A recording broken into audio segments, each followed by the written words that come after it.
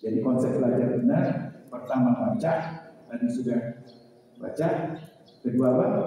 Tazkiyah, bersihkan hati. Makanya proses ibadah, tahajud, zikir, itu proses apa? Pembersihan. Baru apa? Tahlil.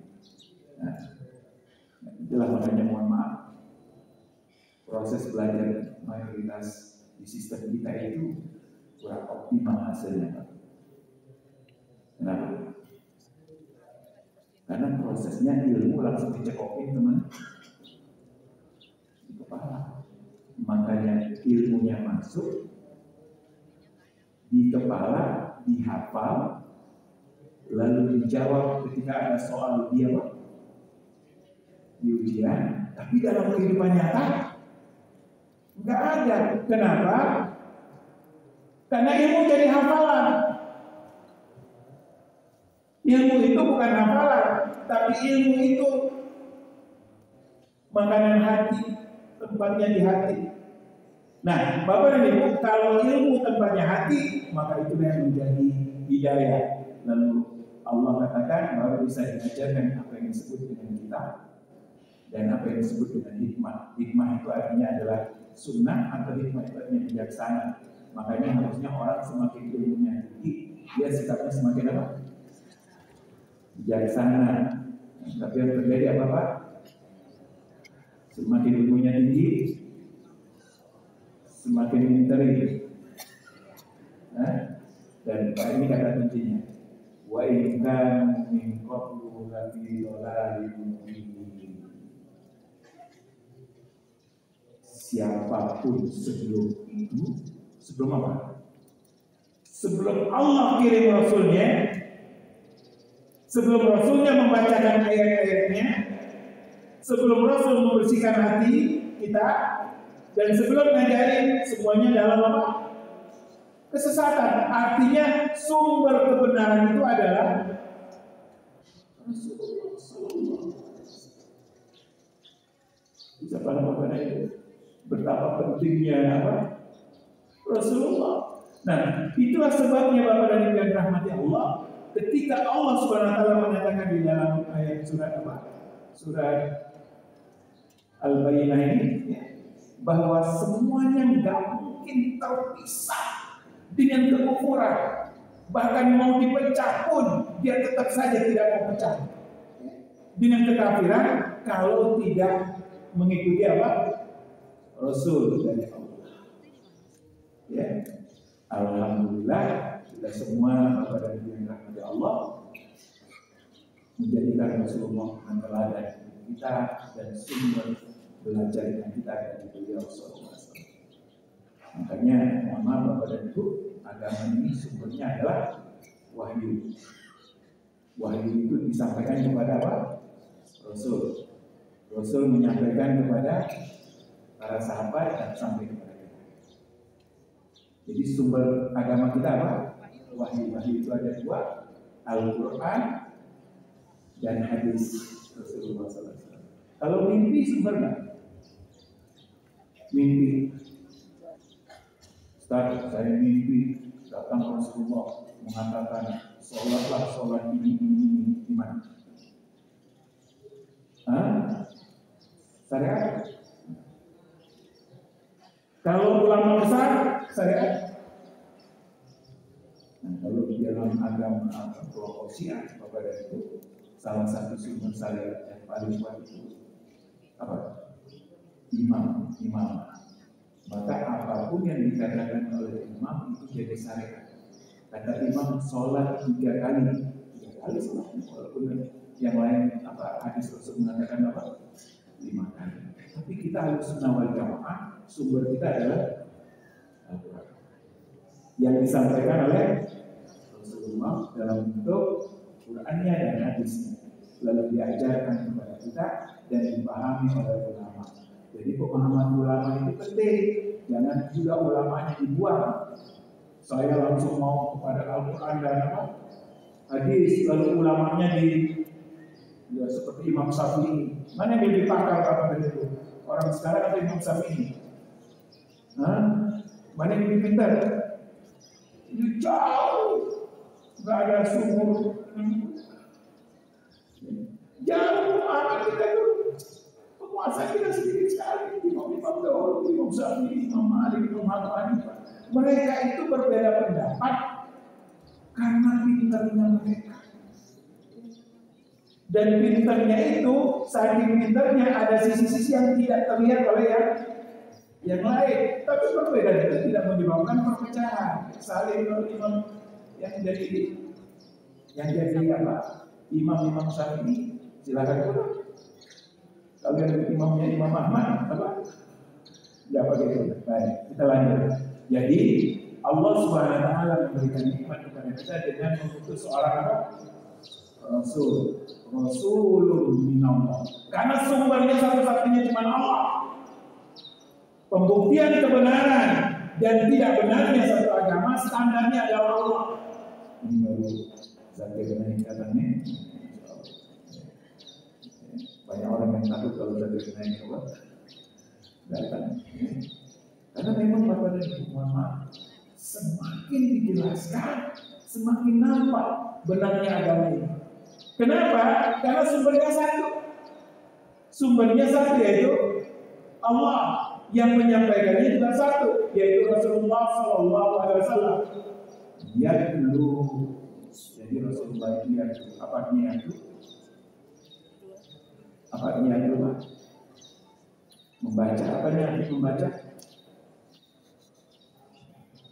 Cuma menyampaikan apa yang tertulis, itu bukan.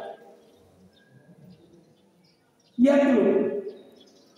Apa yang tertulis, misalnya di dalam surat ini, lam yakumil ladzina kafaru min ahli kitab wal musyrikin munfakin hatta ta'tiyahum dia baca.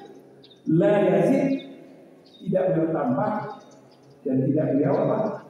Kurangi. Ya.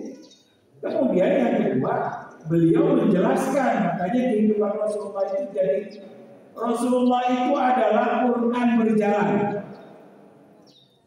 Rasulullah itu apa? Quran berjalan. Quran hidup itu Rasul. Maka penjelasan Al-Quran itu kita dapatkan dari Rasulullah.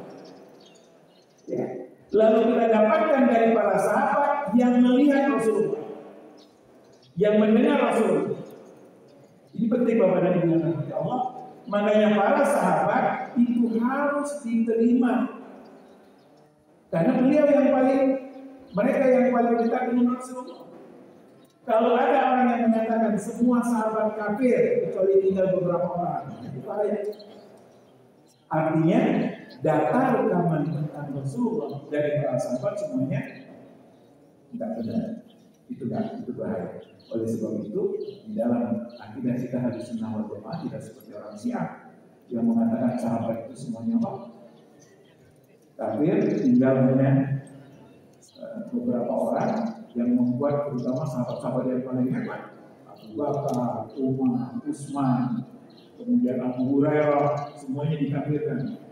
Makanya akhirnya yang jadi sumber sahaya mereka kata imam. Jadi apa yang dikatakan oleh imam, mana yang dikatakan oleh manusia jadi saya. Padahal imam tak pernah melihat apa Rasulullah SAW. Jadi Bapak dan Ibu Allah, penjelasan itu adalah Rasulullah. Oleh sebab itu kalau Rasulullah berkata dalam hadis sahih, Rasulullah SAW bersabda hadisnya hadis sahih, langsung tangkap. Jangan katakan ini hadisnya masuk akal gak ya? Mohon maaf Bapak dan Ibu, ada orang begitu hadisnya hadis sahih, mohon maaf kelihatannya hadisnya gak masuk akal. Ya? Jadi kalau sudah sahih, artinya apa? Secara riwayat sudah benar bahwa itu dikatakan oleh Rasulullah. Maka terima dulu, jangan tolak dulu. Nggak masuk akal, sih. Ya. Ini penting karena banyak orang yang menolak hadis sahih gara-gara dianggap nggak. Nggak sependapat. Nah, kalau hadisnya maudhu, palsu, jangan katakan itu hadis. Jadi penting bapak-bapak ini perhatikan. Banyak di antara bapak-bapak ibu atau satu kita ini kalau dapat share itu ketika Rasulullah SAW berkata langsung di-share. Ini tangan saya sakit ya. Langsung di-share. Terutama beberapa hadis tentang awal bulan. Orang Tiongkok yang memberitahu kedatangan bulan Rajab, bulan ini maka dibebaskan dari api neraka dari Rasulullah SAW. Ini kadang-kadang mobil masuk, makanya jangan mudah-mudah.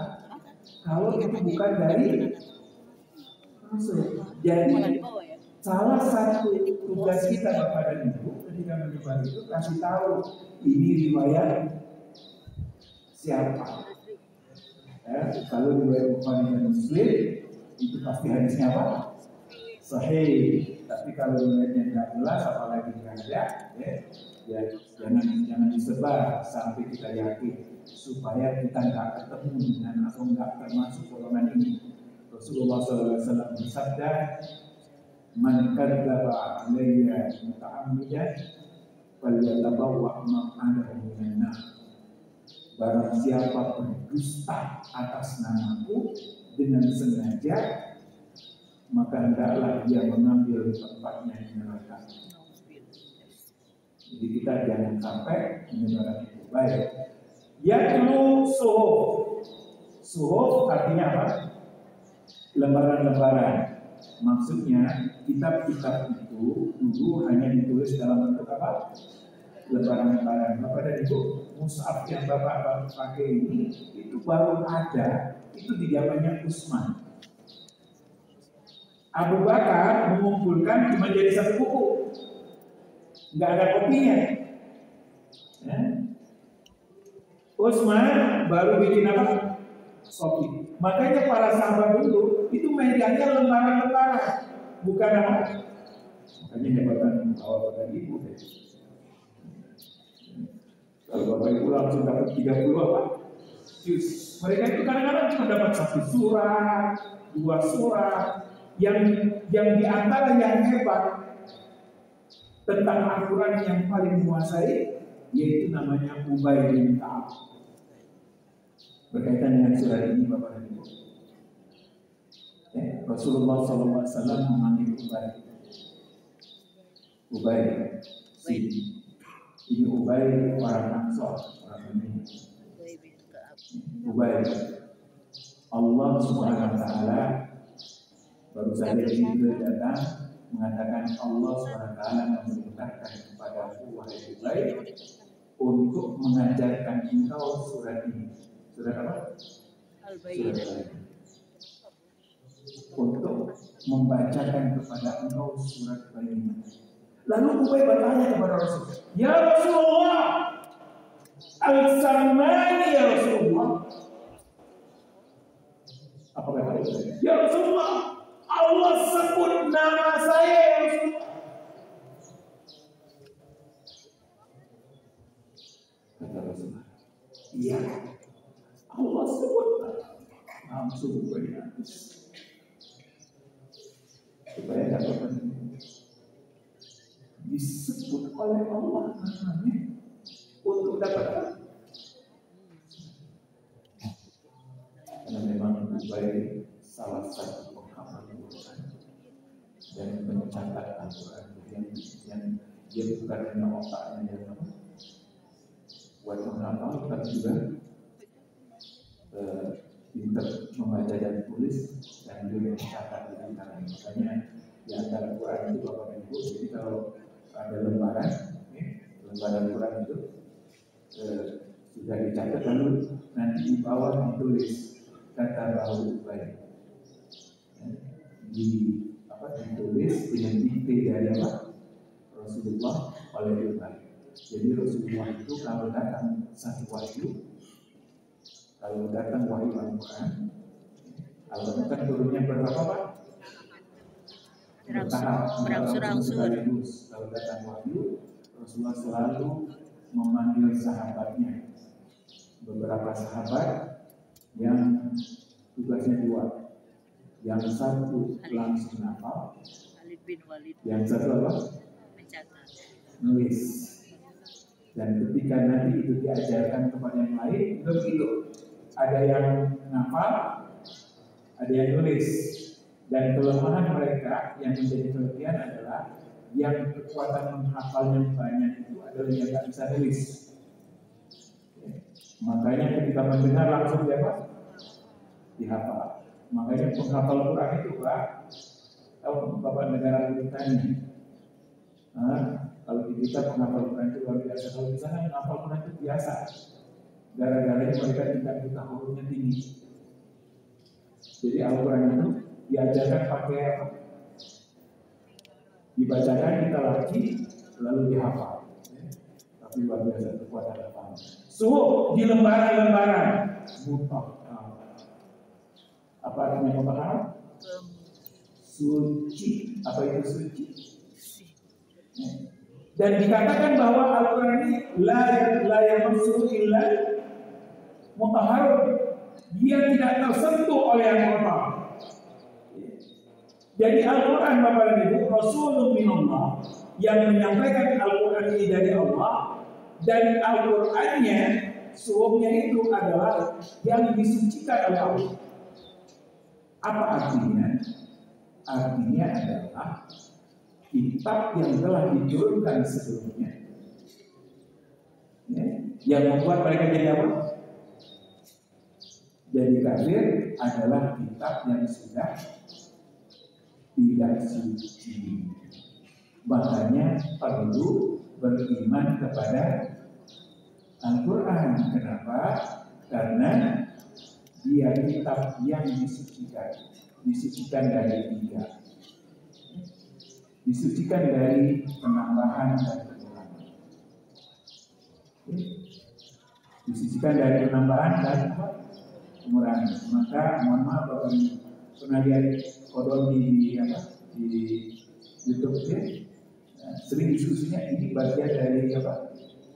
Perkataan Yesus atau bukan? Kenapa? Karena ada yang bukan dimasukkan ke apa? Ke dalam penambahan dan pengurangan. Ya. Yang kedua, perubahan. Tidak ada apa? Perubahan. Jadi Al-Quran itu Bapak dan Ibu yang dirahmati Allah SWT, bagaimana turunnya? Turunnya pertama turun dari lauh dari Allah, dari langit 7 turun ke langit dunia untuk dibawa oleh malaikat Jibril ke siapa? Rasulullah SAW. Ya. Turunlah selama berapa tahun? 22 tahun lebih, 23 tahun kurang. Lalu kemudian setelah turun secara bertahap dan ada kasus-kasus atau peristiwa-peristiwa yang terjadi yang disebut dengan asbabun nuzul. Ya. Lalu terakhir disusun balik seperti aslinya. Maka apa yang ada pada kita ini, Bapak dan Ibu, itu sudah susunan seperti aslinya, bukan susunan seperti turunnya. Jadi paham? Ya. Susunan seperti apa?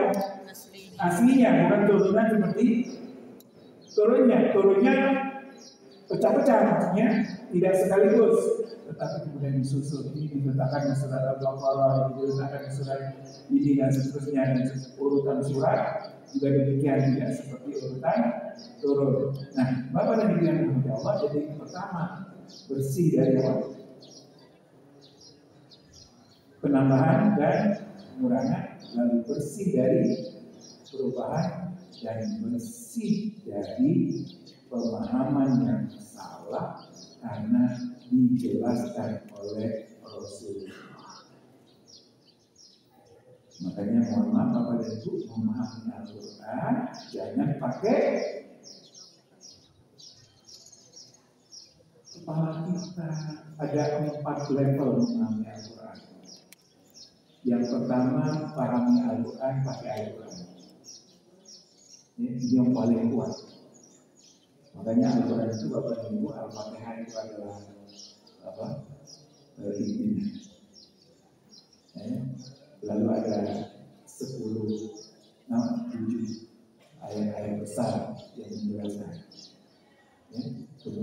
dijelaskan oleh surat Al-Baqarah. Kemudian Al-Baqarah dijelaskan oleh ayat-ayat setelahnya. Jadi semua Al-Quran itu sangat sistematis. Ini banyak orang yang mengatakan Al-Quran itu tidak sistematis. Wah, itu karena mereka tidak mau mentadaburi seperti ini. Kalau kita tadaburi, tahu ternyata urutan berpikirnya itu sangat sistematis. Kenapa ini setelah ini? Kenapa ini kok hubungannya dengan ini? Itu luar biasa. Itu butuh belajar, ya, butuh belajar. Jadi yang pertama Al-Quran dengan apa? Al-Quran. Yang kedua adalah Al-Quran dengan hadis. Karena yang paling paham Al-Quran siapa? Rasul. Jadi jangan katakan aku dan Rasul sama memahami teks. Bisa kepala banget ya. Mohon maaf Bapak dan Ibu, orang-orang begini kadang-kadang kesombongannya bikin dia jadi bodoh. Yang ketiga, Al-Quran dengan qaul sahabat, dengan perkataan para sahabat. Kenapa? Karena mereka yang hidup pada masanya.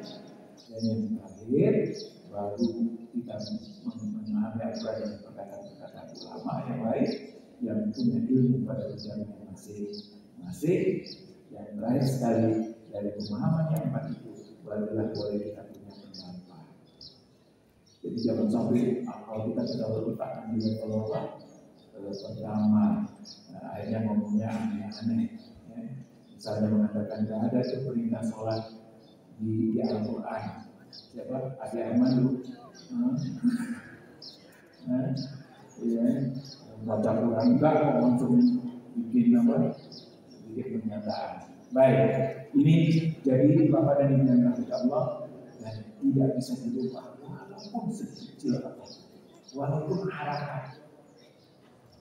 Suatu ketika ada orientalis yang bangga banget mengatakan, gak mungkin, pasti ada perubahan. Lalu seorang ulama daripada berdebat, diajak adiknya. Diajak, tahu nggak kemana? Ke Pak anak-anak kecil, TK, yang baru 3-4 itu. Anak-anak kecil belum balita. Lalu kata alumni, ayo anak-anak kumpul sini. Ya, Ustaz mau baca Quran, kalian dengerin ya. Kalau salah apa? Betulin. Bismillahirrahmanirrahim. Wal asru innal anak-anak langsung salah. Harusnya beda. Tahu nggak? Kalau mereka orang tahu, sebenarnya wal asru benar. Wa itu artinya dan. Tapi yang dimaksud di sini bukan wajah, tapi demi sumpah. Maka anak-anak tidak memahami karena dia bahasa Arab atau tidak, tapi memahaminya inilah Al-Quran yang tidak boleh. Maka ketika dibaca wal asr langsung protes semua. Salah. Kata anak kecil aja tahu. Anak kecil aja apa? Begitulah Allah menjaga. Mohon maaf kepada tidak ada kitab sesuci. Tidak ada kitab sesuci. Makanya tidak ada seorang masuk ke kita datang ke saya, dia mengatakan saya tanya kenapa masuk Kristen? Gimana? Saya akan di Kristen semua bacaannya kita paham di bahasa kalau di Islam semuanya pakai bahasa. Saya ingin diskusi sederhana. Kira-kira menurut kalian, menurut engkau yang kemungkinan masih sesuai dengan aslinya tidak berubah, itu yang pakai bahasa asli atau yang sudah tidak dikenal bahasa asli? Gimana Pak? Asli. Hah? Aslinya. Sederhananya begitu. Kenapa kok berbahasa Arab itu dianggap kekurangan, malah itu dianggap kelebihan? Bayangkan, jadi apa yang diucapkan Rasul 14 atau 15 abad yang lalu masih kalimat yang sama yang kita ucapkan sampai hari ini. Itulah bagaimana Allah jaga mutahhar suci. Mutahharanya juga Bapak Ibu, kalau tadi dalam konteks kitabnya, mutahharanya juga dalam konteks isinya. Paling suci, maka ajaran Islam ini, mohon maaf Bapak Ibu, ini penting banget untuk kita paham. Paling suci untuk kemanusiaan kita, paling suci untuk logika kita. Ya.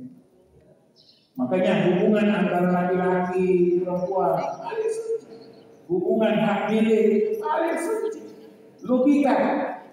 Mohon maaf, banyak orang menganggap Islam itu kadang-kadang nggak masuk akal. Memang nggak semua agama, karena iman kan metafisik. Hal-hal yang bersifat kemanusiaan